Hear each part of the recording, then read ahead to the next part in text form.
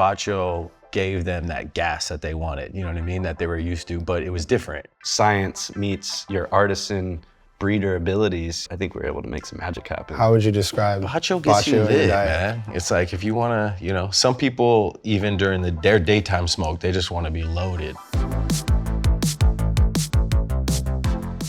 When you're testing terpenes, you always gotta fire one up first. I don't care what anybody says. You gotta activate the endocannabinoid system. The aromas, the flavors, the smells. Ooh. So what does Bacio remind you of? Growing in my little grow and like the first batches and just everybody saying like they didn't, like, cause they were still back in San Francisco. Yeah, and they were still on the sherbet wave. So everyone's like, where's the sherbet, where's the sherbet? And then I was like, try this. Sherbet became popular because it was the easiest to clone, and all my mothers, the Bacio mothers, always did the best. So I always had clones of Bacio. So like people wanted Gello, they wanted the other gelatos, Mochi and stuff, but Mochi was harder to clone, and it's like this real small, bushy, always, the mothers were a lot harder to take care of, but Bacio was just going. So it really became popular, and that's what it reminds me of, because of just that fact. And it was easier to grow, and it was just hardy, and people, a lot of the rappers liked it because it was the strongest one. So compared to some of the other stuff, they're like, oh, they like the gas, we like this gas, and But the fruit go too, on and right? on.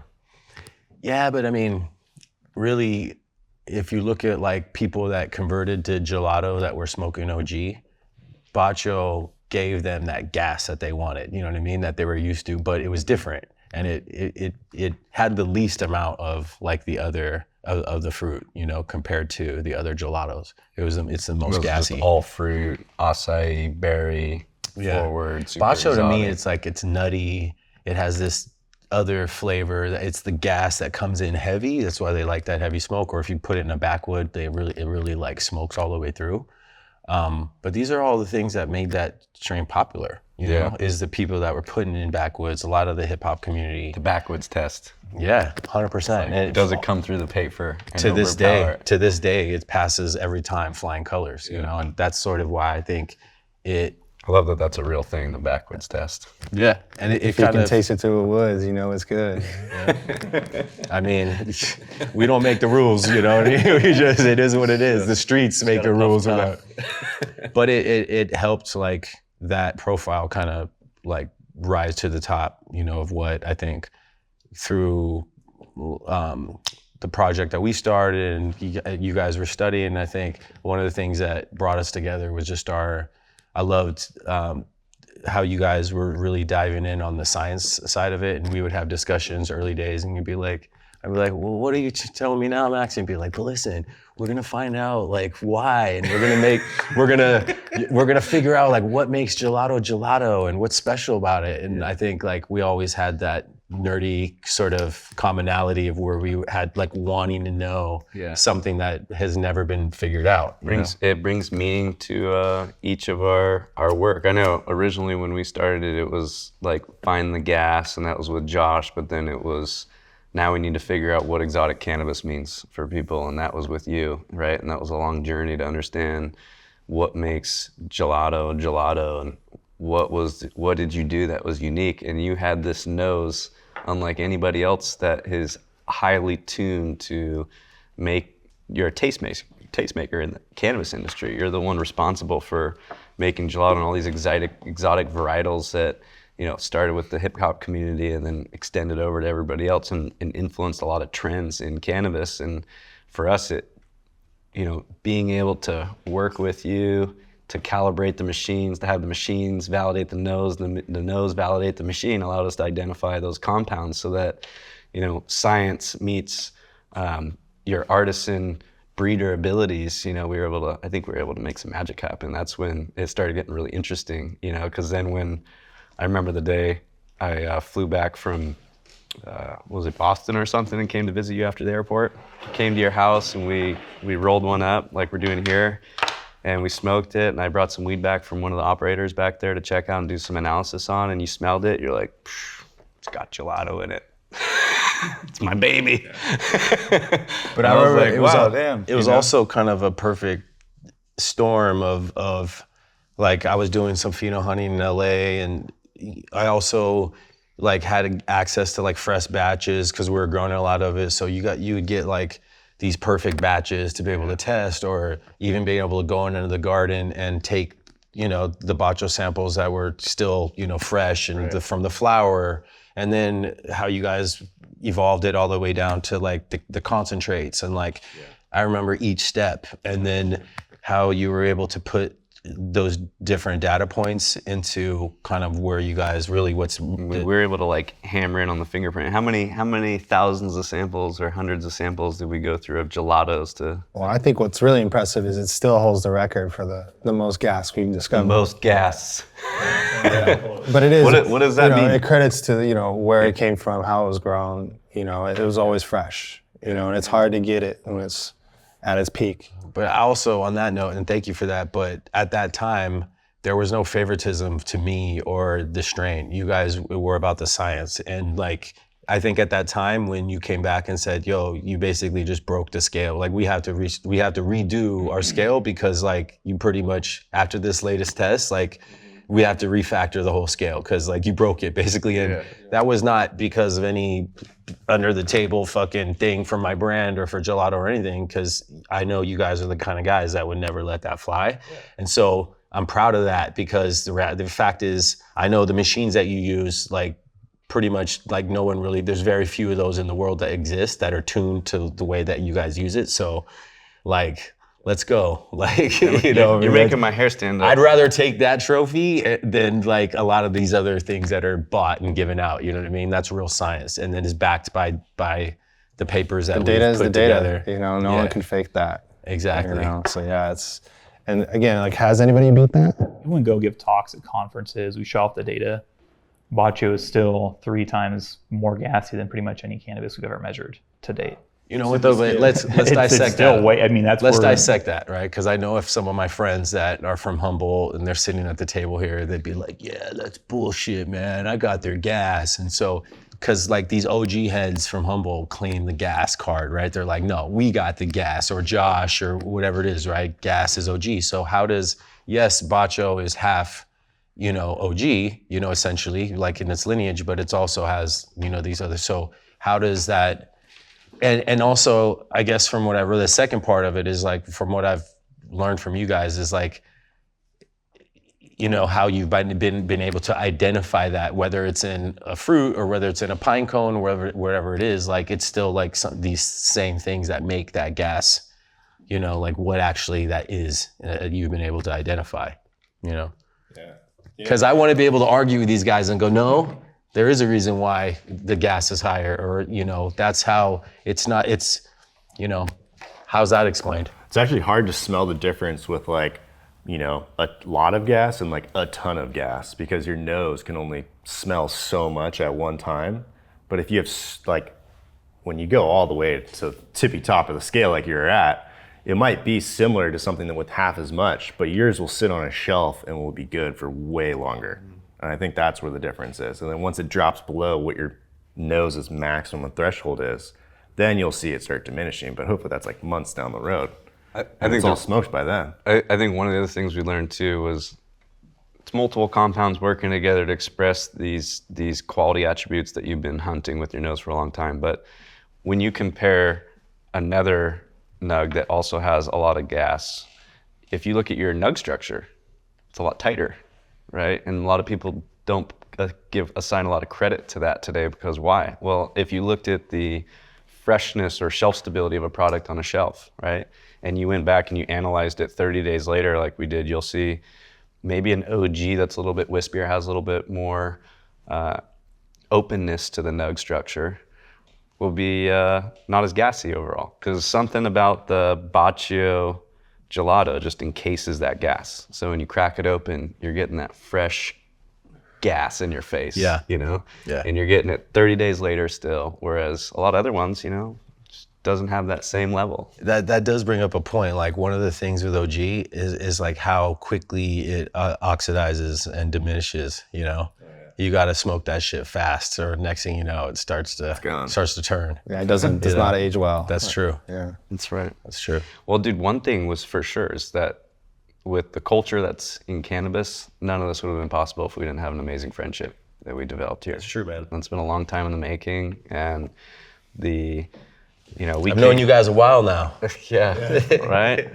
And it's been an adventure, and we appreciate you partnering up with Abstrax and trusting us with your work and what you've developed, allowing us to, provide meaning to our work and also your work. And, if it wasn't for the friendship, we wouldn't be having the opportunity to collaborate with each other. So I do. It started there. Appreciate you for sure. We had a for dinner that. on the water in San Diego, or Got Dana Point. Yeah, Dana Point. And then Thank you guys you, had Damien. Yeah. We met your whole family too. That was awesome. And then way to start. and then you had a joked- bunch of you cartridges. joshed on his weed too. You brought me some weed. Good move, Jack. He's like, we gotta bring Sherb weed. And then you had all those cartridges, and I think it was a grape one or something. I fell in love with it. I was like, oh my god, this tastes fucking good. I think it was the same hardware, wasn't it? Like, Yeah, same I think cartridges. you taste that first cart and you're like, damn, I've tasted this cart before, I know you. Something, but it was like, yeah. But It was true back then. You were a tastemaker even then, the way that you're approaching flavor. You wanted people to experience gelato in a different way. You wanted it to be reminiscent of going into 31 flavors, Thrifty's ice cream, getting the, you wanted it to be an experience of gelato on the front door, but rainbow sherbet on the back door, and you wanted to take us back to that moment. And I remember thinking in that moment, I said, man, this guy understands how to not only make really good genetics and exotic flavors, but understands what people want and is willing to push the envelope on flavor. Yeah.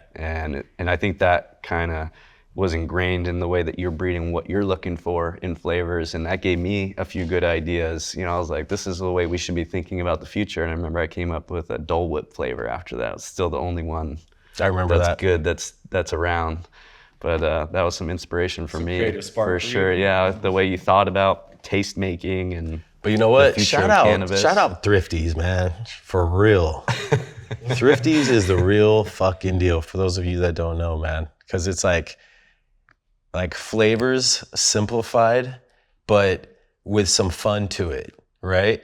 It's like it doesn't have to be so, and I think that's what I've always tried to like bring to like your guys' science minds, and like how a lot of times, and your surfers, fun guys, but like, how can we bring culture into this as well? Because I think like science is cool. Yeah. Being nerds are cool. Like we're all nerds. Like I try to tell my son that. yeah, like when you're young, you don't realize it, but I'm here to tell you, the nerds are the ones in the Captain end. Hindsight, man. Being a nerd is awesome, kid. Definitely, if you're not one, make friends with a few because they'll help like down the line. But I think that a combination of that is sort of like just to speak to sort of like, the formulations that you made and sort of like full circle, what we've been able to create together. It's just really cool. So I'm excited about, launching this finally. we Definitely hasn't been rushed. No, it's no, like, no. so. If anything, we've taken our time to get it right, and we've gotten to do some cool projects along the way. Right, we got to do the 420 Cask Beer Festival in New York. Yeah, we I had forgot about that one. Blue Point, which was one of Anheuser's largest breweries on the East Coast, do a whole entire beer festival, and featured the Gelato Proud of Drip. That was fun. That was rad. Gelato That Drip was was rad. sick. They launched the whole beer line inspired by the work that we've been doing here together, and you were a featured part of that. I thought that was one of the cooler events that we've been to. Yeah, that was. And there's a lot That's of a different. flex. The beer was a flex. You got your right. first wave, man. Yeah. And there's a I lot mean, of that's legendary. And I think what we're trying to do here, I think bringing it back home is we're trying to capture, use the science, the friendships that we've developed to not only honor what you brought forward to the industry to make a difference in the industry and create a fingerprint for what that is, right? But also to capture the essence of that flower so that we could share it with people. Absolutely. Right? And share it beyond the limitations of state boundaries, beyond your grow. Obviously, the best weed's going to be found here in LA, coming from the heart, but we get a chance to capture the essence of this plant that a lot of people out there are claiming they have, but is not reality, because reality is they haven't done the work that we've been putting in over the last 5 years. They don't have the technology, they don't have the partnership. If your nose isn't signing off on it and you're not smoking it with us and saying this is what I believe captures the essence of this plant, this is what I want to share with the people, it's not possible, it's a fake, right? And so this is genuine, this is organic, this is the only way that we would be able to manifest this reality. And now we can capture it and put it in a bottle so that hopefully we can put this in the hands of people to make vape pens or gummies or beers or vodkas or whatever the next great invention might be out there around the world, and share gelato around the world and some extra gassy Bacio along with it. That's always been the goal. Yeah. We get an opportunity to honor tradition, to put you out there and support what you're doing, and it really humbles us, and we're really appreciative just for you believing in us over the years and letting us get to this point. So maybe you guys want to walk us through the samples that we got here, and maybe TJ, you can educate us a little bit about what makes Bacio unique. Like, what are some of those compounds in there that really make gelato and Bacio special? Some of the reasons it's taken so long, I mean, not only is it obviously worked, discovered the gas together, published that scientific work together as a team, right? But also, everything that came out through the exotic paper was we were researching more about gelato, more about exotic cannabis. What makes it unique? What makes it different? Why does it smell and taste different than an OG, right? It's super gassy, but it also, like you mentioned, spicy. It's a super heavy, like bass cushy note to it, and things like indole that we didn't know existed until. What is indole? Indole just. Indole's in gelato? Absolutely, yeah. Tell us about indole. Have you heard about indole? I know you heard about scatol, but you hear about the indole. No. Very similar. Yeah, for sure. Similar in structure to scatol, but it has a different note than actual scatol does. It's more very super earthy, cushy, really heavy bass note.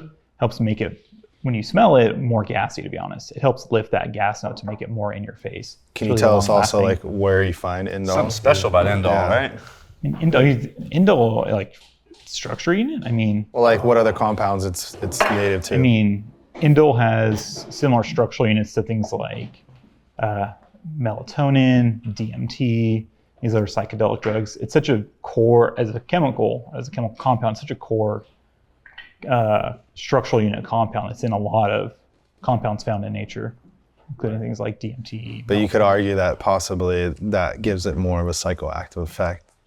I mean, you could speculate that, right? It could help. Let's speculate. Maybe that's why it has a more do you feel heavier, like stonier high. Do you feel like when you smoke GMO or a super savory, if we looked at the spectrum of cannabis as we've defined it in our latest research, ranging from sweet exotic over here to savory exotic over here with prototypical in the center, it can still be a gassy exotic, right? Sweet exotic like you've done. It's unique. Do you believe that when you're smoking those savory exotic strains like a GMO or garlic cookies or something like that, do you feel like you feel different? Does it affect you any differently? If it does, it's like not something that I particularly, my body kind of responds well to. Oh, you don't like GMO? No, I like the flavor of it, but if you're talking like effects, then it's not something I like gravitate back towards. You know, my body. So it's different for you enough to where your it's body's definitely different. Like, not my favorite. Yeah. It's kind of polarizing.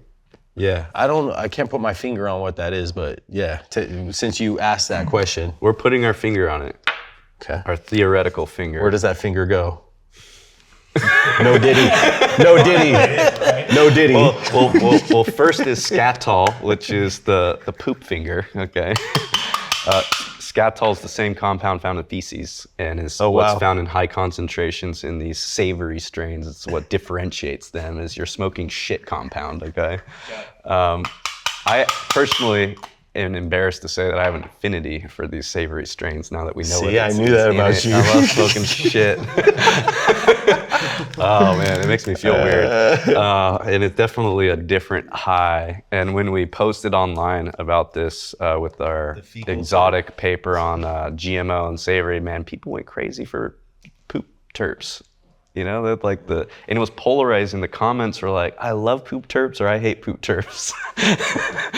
And then the other one that was really Wow. interesting was this indole compound. Now, TJ's explaining indole exists in a lot of different plants and animals and different things out Let me get there. one of those papers. Oh, you want the Narcos, Yeah. the limited edition Yeah. Narcos. Straight up. The indole, what I found most interesting is like we published in the gas paper together that you're on with us, right? We said, hey, these thiol compounds that we're classifying in this group of flavorants beyond terpenes is these thiols exist in garlic, and these thiols also have published beneficial properties to them that are found in garlic. And we would love for researchers to start researching these gassy compounds in cannabis because they could have potentially beneficial properties and potentially they're more bioavailable and you're inhaling these things, right? So that's why we like putting this research out there. So hopefully the community benefits from it in their downstream research. But like that, in the exotic savory strains, you got indole. Now indole is most similar to a lot of chemicals found in things like DMT and psilocybin and More psychoactive. Melatonin. right. And so maybe that is a hypothesis or theory for why you smoke those strains. You may feel differently. And so I think there's a lot more contribution to the effects of cannabis than what meets the eye, right? Because there's this whole story beyond terpenes of these small these compounds that are super loud, right? And really differentiate the character of how we perceive these strains, but also they're in super small concentrations, right? And so once we start understanding that, you might find that, you know what, I don't like smoking indole and scatol. And so I wonder Even if there's just a tiny bit in that. Well, you'll find out once you have the ability, once labs have the, wherewithal, hopefully we can help labs identify and test these compounds. Then once you can identify it, now you have the ability to say, you know what, I like really gassy strains, I don't like gassy strains. I like super savory strains, or I like super sweet exotic strains, right? You gotta progress to being able to classify these things based on their chemistry rather than just the terpenes. I think that's really what the research is unveiling. So it goes a little bit deeper here. What I'm curious to is, like indole and scatol make the savory strains unique, and like you guys did you just published a really cool paper on tangy and the Tropicana sulfurs in there.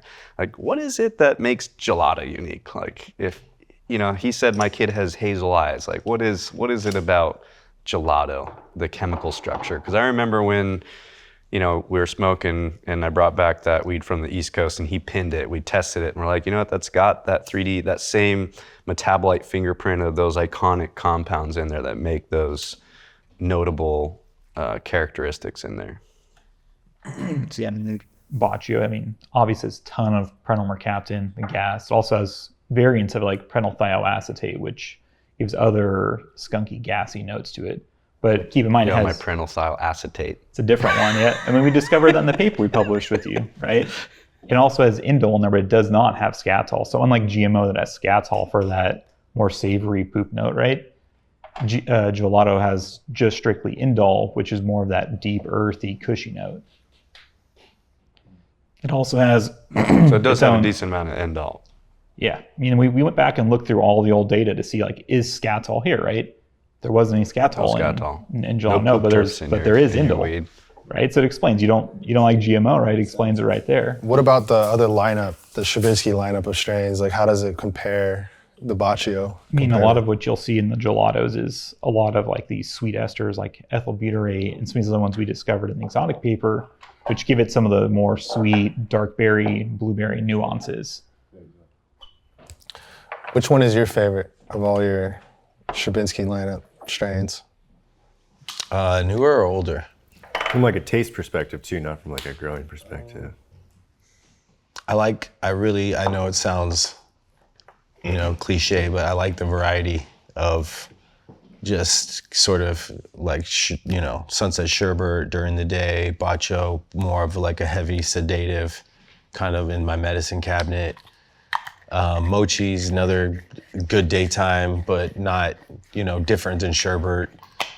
So really just like batch to batch too. The samples that you sent us, we did the whole pheno hunt with you. We picked even the Bacio Gelato 2.0 from the pheno hunt, and then we designed this new formulation to emulate exactly that. So a little gas, indol. Yeah, to me, the Bacio reminds me of that old school OG Kush, again with the fruit notes coming from the, you know, what are the parents of Bacio again? Sherbet and cookies. Sherbet and cookies. Heard it here. Yep. And the OG is mixed in with the cookie side, or? One of the parent of the sherbet, the pink sherbet. panties. Okay. Pink panties is the parent to the sherbet. So the sherbet's more of like the traditional gassy OG. It was actually, if we want to get into that, like where the lineage and kind of where that gas really comes from is at that, 15 years ago in the Bay Area, OG was getting top dollar for everything. And it was just gas. This was before sherbet, this was before gelato. So I had some grows and I had a bunch of friends that were selling packs, and I went around to my friends that were selling all the packs and getting the money from. I was like, yo, what seeds do you have? What cuts can you get? And so I got like 7 or 8 cuts together. And at that time, so I was mothering them all out. And one thing I noticed was like all these OGs, they were like yellow, and they were like grew real slow, and it was really hard to get clones off of them. And everybody I went to were having issues with it. Tall and wispy. Yeah, We and tried just to grow like OG. lanky, but then this one that I got, and from what I hear, and I've said this a couple times, but it came from a guy in Berkeley that was like breeding, and he had this cut, but he wrote like his thesis on it, on like the whole, I don't know exactly, something to do with the plant, right? That was in my possession at this time. So, and cannabis in general. But out of all these 8 plants, this one was like, all the other ones had the heavy, purple grow, locked out, but they were like, this is what everybody was making their mothers on and shit. And it just took them like 3.5 months to do one run because everything was so slow. But there was this one plant that was just boom, just taking off. After 3 weeks, it was this big. All the other ones were this big. And I was like, oh shit. I'm like, you know what? Rubbed the stock and just smelled really gassy. And I just thought, you know what? Even if all of these are way better, like in other ways, like I want the growth. I want like the speed of being able to. And so I was playing around with it, and I was cutting clones, and it was just boom, boom. I'm like, this is the one. And so that's the one that we pollinated with like I don't know exactly what it is. And I've said some things about it being a Burmese, but ultimately it was some pollen that we put on it that was like, the plant itself, it was like purple, stringy, like I didn't want to grow it like where that pollen came from. It was just like not something, but it was completely purple all the way through. But it wasn't a granddaddy. So that made the pink panties. And so I had an actual male pollen, onto that OG. And then I got seeds out of that, and I never really grew that out. I had like one cut out of like a handful of seeds that is the pink panties. But I had the male that I put in the room that pollinated the cookies and the sherbet. And that was like, That's where I was born. Yeah. And what came out the of sherbet. that cross? Actually the cookies, it pollinated the cookies and made the sherbet.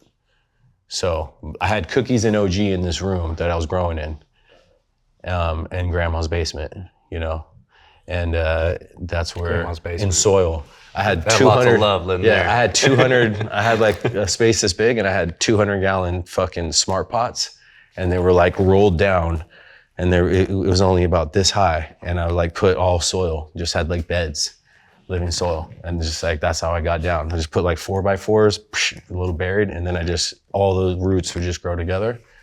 So then sherbet grew Fire. up, and then finish the story. How did we get to where So we I got are? sherbet out of that, and then gelato came from reversing sherbet and getting pollen, putting it on cookies and putting it back on sherbet. And so the sherbet pollen that we reversed back onto cookies made gelato seeds, feminized. That's where all the numbers come from. That's where Bacio Gelato 41. That's where the those are the Gelato numbers. 41, Yep. the original. Yep. Yeah, talk about 41. Like, how did that number get introduced?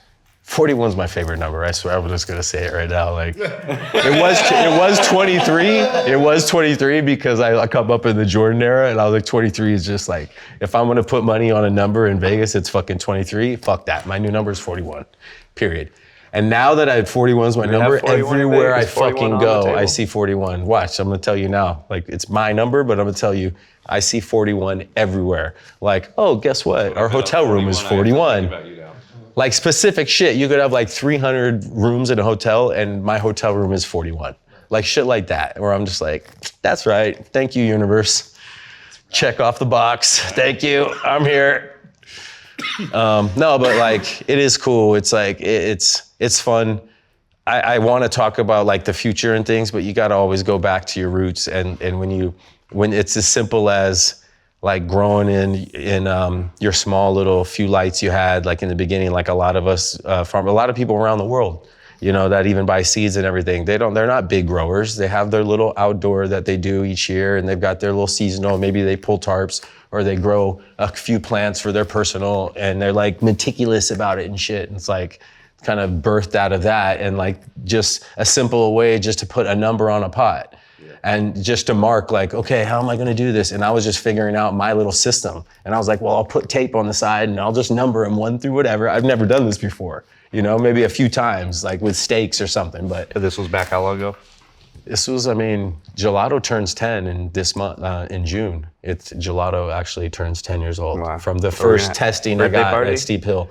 But see, even 10 years ago, I had the insight, and I was always into the science, and I was always into the data, because I go, you know what, well, Steep Hill was the only one really, I think one other lab was out there, a handful of labs, but like they were definitely doing the most, and they were, you know. Yeah, they were ahead of it. And they're doing like Addison 40, and them over there. 40 terpenes. Yeah, so we went over there and like got everything tested, and shit, man. It's like, even now I gave with my, you know, I just did something with Sensi Seeds and did my drop over there. I'm really proud of. Yeah. But I brought them an original jar from the Gelato 33, and then I gave them a original What's the difference between the 33 and the 41? Well, I gave them the original Gelato 41 testing from Steep Hill, so that's gonna go in there in Amsterdam, and then it's in their museum. The museum? Yeah. Oh, that's so rad. Yeah, they're translating shit, and they're doing a whole thing. That's so cool. So what I'm saying is like that was all, you know, going back to just a number on a pot, and when some people got those early on, I hadn't named them yet, and so it was prematurely got out there, and they were just naming it the number. And I was sitting there like, what are you talking about? It's like you having kids or something and being like, that's 1, that's 2, that's 3. But then just because that was all that they had to like, that was the only name it had, it became like part of the culture. It became, and then even when I came later and I said, nah, it's not 41, it's Bacio Gelato. And I'm naming it. That's a flavor. That was always what I wanted to do with the gelatos, is create these different flavors, going back to like the thrifty, the 31, right. You know, and that kind of thing we grew up on. And so I remember when we got to do that pheno hunt together, the mission was like, okay, now that we know what it is and what makes this thing unique, how do you make it gassier? How do you make it fruitier? And I think we like looked at 130 cuts. You did it blind. And then we used the terplytics on it, and then we met in the middle, and there was like 3 outliers that were like super gassy, super fruity. Just so people know, though, fact check, Bacio Gelato is Gelato 41. There's not different cuts, there's no different pheno, there's none of this. Like, there is only one, and it's Bacio Gelato 41. People call it 41, but that's my cut.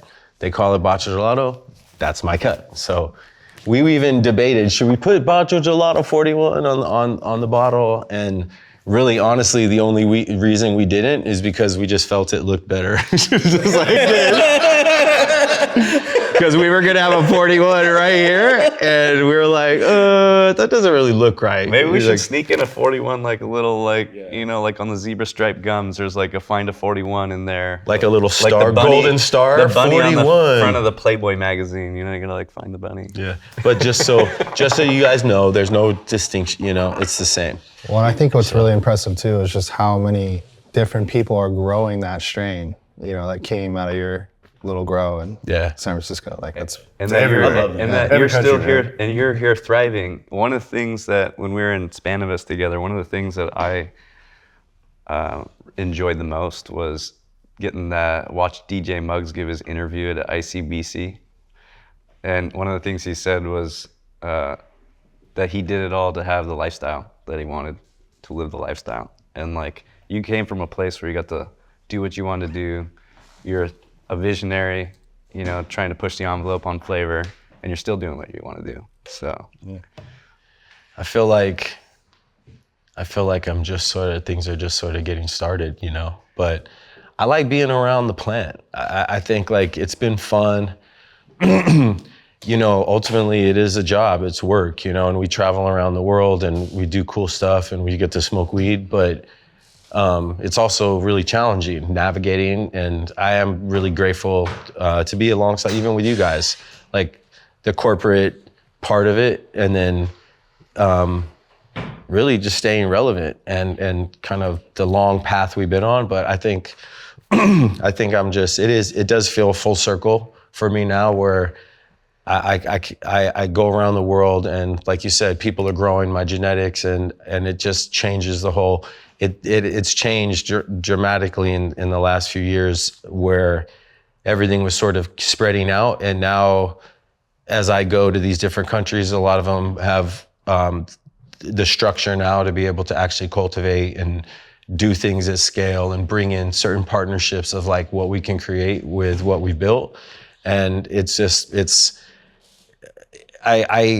I became really impatient, because you have to, first of all, as a grower, you have to be really patient, but through these processes, it's like these 6 months, a year, 2 years, 3, as everything we've been through takes years to get to. But now it's starting to mature, and people even say, well, it's so early in Europe. So it really isn't, because like now, even if you look at Germany, how fast things are happening, it's really going to be a domino effect. And I think like if you haven't spent the years of time putting in to have these things in place like we have, then it's going to be tough to catch up, you know. you laid the roots. And keeping it craft, And now keeping you're the it craft. global steward for cannabis, craft cannabis. Yeah, and exactly, and just, yeah, exactly. With that said too, is also bridging gaps for other people, other passionate people in the States that we know, our friends, the people we respect, and helping them, you know, getting these other markets, and not just getting into it to just be cool or to say you're doing it, but showing them the business, showing them how you can have your genetics and the profiles that you've developed into like the system, and how you can work with different countries. It's cool. It's fun. I'm having fun again, learning more and knowing that I've like been studying this for a long time, and so now it's nice to see that I actually know what the fuck I'm talking about, and I feel like I've cracked a code on it. So where now. Before it was like, I remember years ago, it was like, oh, you're gonna have to register your strain. You're like, what? Like, and you're like, everyone's scrambling, and You're not tripping anymore. Yeah. I'm not tripping anymore. You paved the way for everybody, you know. Yeah. You've been through it, you put in the work. And I've spread the genetics out enough for 2 years now. So now I did a project with a few different breeders. I loosened the grip on what I had held on to, because I realized like I can't do all the work, and these seeds only have so much shelf life, and I want to see shit turn over. And by changing that and having more approach like free the weed, like literally free the weed moment for me. And it might have been 3 years ago. It might have been, but it was a moment where it was like, you know what? I got to push this shit out. Like I'm to this age now. It's like come this far. And then that's come back to me like tenfold. Because now the real ones, and 90% of them are already, or if all the people I work with, they're like, hey, check this out, look at this, and these are the COAs, and like giving me all this information like you guys have in a lot of ways. Like I'll make contributions, you come back and be like, look at what it is, and I'm like, oh shit. And so from that kind of information to just different cuts, and that being in certain systems, and being in, you know, be it Canada or people that are doing research and development and actually studying and all types of new things that we can do in Canada with people that are doing the research constantly, like doing just full rooms of seeds and phenohunting. It's really cool. So Yeah, that even is to be able to the take old this school to mindset know, though, right? Like you want to covet your strain, make sure that it's unique to yourself, because that is like the value in it. But now it's like being able to release that and have it come back to you in other ways where it can be put into so many different products now, right? and the cycle we're creating with the new genetics that can come in. Now I don't have to phenohunt in like my garage next to the plants that I'm We can do it in flowering. this beautiful facility that you have here. Shout out to all the cultivators that have got their room seeded out because they want to breed and grow in the same place. Those days, you know, it's like exciting now that these people, and then we were the ones talking to these corporate entities and being like, no, you need this. This is important. You have to do this. And very few of them, now it's almost like, oh, this is where we do our pheno. It's like kind of all the grows, you see at least a little part of it that they're dedicating to this because they know now, like, oh, this is important. You got to do this. But back then, they were like, oh no, this isn't important. And It's interesting how we phenohunt flavors now. You know, everybody's got their thing that they're looking for, but no way to quantify it outside their nose. So I think that's going to change years to come. When people get this is like the voice of the plant, though. This is what's cool. It's like the human sense and being able to, like, when we pick up a plant and what we smell and, like, you know, there's really some amazing. Really, a lot of times, even when we sat down, I'll be like, boom, that's that. Boom, that's this. And then there's people that blow me away. You know? And on like a machine, I know we measure down to like parts per billion, right? But what can the human nose smell? I mean, there's stuff that you can smell in cannabis that we can't even find in all kinds of plants that you might not be able to detect on a machine today. Like the machines only have a certain detection limit, like part per trillion, depending on your detector.